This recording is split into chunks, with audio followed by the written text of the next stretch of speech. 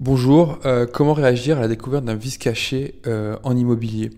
Alors déjà, je veux dire que je suis juste un particulier qui s'estime, parce qu'il faut respecter le droit, victime d'un vice caché. Donc je documente mon parcours et comment j'ai réagi. Donc j'estime que ça peut aider beaucoup de particuliers.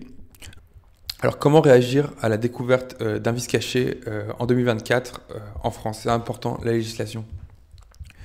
Donc le vice caché est défini par l'article 1641, que ce soit en mobilier ou en immobilier, c'est-à-dire donc pour une résidence principale, par exemple, ou une voiture.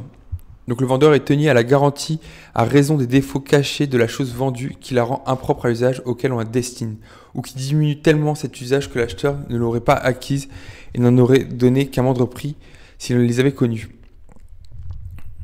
Vous avez aussi ce site de Légifrance je vous le mettrai en description. Donc je vais vulgariser les termes juridiques et ce que j'en ai retenu. Donc le vice il doit être non apparent, donc c'est-à-dire que vous ne l'avez pas connu au moment de l'acte de vente. Qu'on vous dise il y a des défauts, vous signez en état de cause, ça c'est pas un vice caché. Hein. Et c'est un vice apparent et généralement il y a une clause contre les vices apparents dans l'acte de vente. Le vice doit rendre impropre à l'usage ou en diminuer fortement l'usage. Par exemple, si c'était une résidence principale, vous ne pouvez pas y vivre pendant 5 ans, je sais pas moi. Je sais pas, ça dépend de votre cas, moi je suis pas spécialiste. Je suis juste un particulier qui s'estime victime d'un vice caché. Parce qu'il faut respecter la justice aussi et la présomption d'innocence. Mais ça c'est autre chose. Donc l'acquéreur n'a pas eu connaissance de l'existence qui doit être antérieure à la vente. En gros, ça veut dire que le défaut, le sinistre ou autre doit être antérieur à l'acte de vente, à la signature de l'acte de vente et que vous n'avez pas eu connaissance. Le vice peut être connu ou non par les vendeurs. Donc c'est savoir qui est responsable. En fait, c'est tout simplement, ça revient au même, c'est quand il y a eu lieu le sinistre et quand qui était propriétaire, qui était responsable. Si vous êtes dans un vice caché, il y a forte chance que le vendeur était de mauvaise foi. Sachez que pendant la médiation, ils seront aussi de mauvaise foi. Ils diront non, on n'était pas au courant, ce n'est pas nous les responsables, ceci, cela. C'est pas ce que dit la loi. Donc le vice, il peut être... donc le vice, vous avez 20 ans pour le découvrir. Donc 20 ans, ça correspond à quoi? C'est entre la signature de l'acte de vente et la découverte du vice.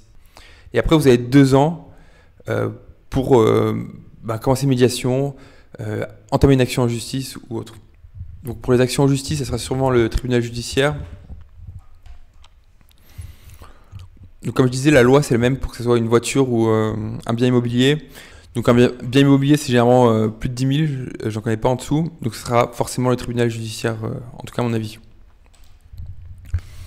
Donc ça concerne les résidences principales ou pour l'investissement locatif, la loi c'est la même. Et que le vendeur soit un professionnel ou un particulier.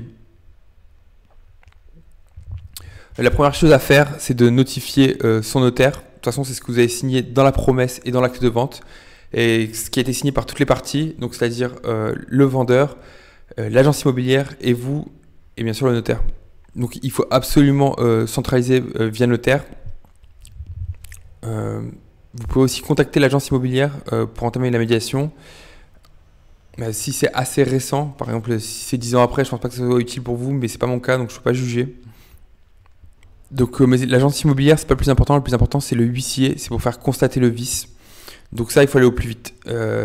À titre d'exemple, nous on a signé, on va dire le jour 1. Le jour 2, il y avait l'huissier. On n'a pas attendu. Sachant que vous allez voir, votre temps, ça va devenir votre ennemi. Parce que les procédures sont longues, très longues. Pour faire valoir ses droits devant un tribunal, c'est entre 2 et 3 ans, sans retard. Donc je vous conseille de tout tracer, tout documenter à titre personnel. Par exemple, donc je vous conseille de tout tracer. Par exemple, tenir un journal de bord à titre personnel, c'est ce que je fais dans un Excel, ça suffit largement. Après, si vous avez une bonne mémoire, tant mieux pour vous. Aussi tout ce qui est documents, factures, parce que c'est des choses que vous devrez faire valoir plus tard. Et vaut mieux ne pas perdre de temps, honnêtement. Donc je rappelle, le plus rapide c'est 1, notifier son notaire. Ensuite le point important que j'estime c'est de faire venir le huissier pour constater le vice. Ensuite en 3, voir l'agent immobilier pour commencer les médiations ou passer par notaire pour commencer la médiation. De toute façon, si vous désirez, avant de passer devant le tribunal judiciaire, il vous faudra faire des médiations. Donc c'est la chose à faire, c'est les premières étapes. Le reste vous n'en avez pas besoin encore. C'est très long, ça vous demandera beaucoup d'efforts, que ce soit bah, pour la charge mentale, tout simplement, financière aussi. Pareil, pour les avocats, sachez que vous avez la maison des avocats qui peut vous aider dans ce cas-là, donc n'hésitez pas à les voir. Ils fournissent des conseils à titre gratuit. Donc renseignez-vous sur la maison des avocats la plus proche de chez vous, tout simplement. Allez, en tout cas, je fais un peu cette vidéo en mode bouteille à la mer, parce que je sais que je suis pas le premier, je ne serai pas le dernier, malheureusement. Sachez qu'en tout cas, d'autres gens sont passés avant vous. J'estime que moi, d'autres gens sont passés avant moi, ils s'en sont sortis. Donc restez motivés, c'est une épreuve très longue qui va jouer avec vos nerfs, mais restez calme, vous aurez gain de cause. Allez, dépêche-toi, perds pas de temps, contacte ton notaire, contacte un huissier et va laver ton honneur. Allez, ciao.